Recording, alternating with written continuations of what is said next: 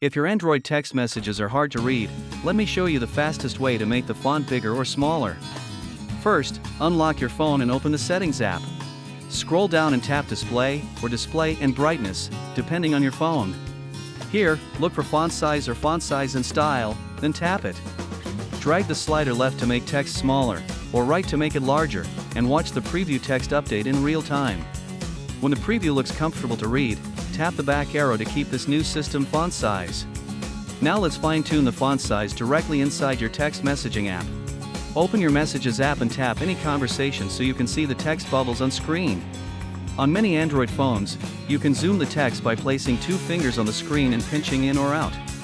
Spread your fingers apart to increase the font size, or pinch them together to shrink the text until it feels right.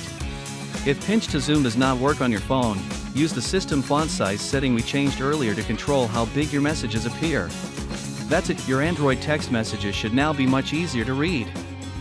If this helped, save this video so you can find these steps anytime you need them.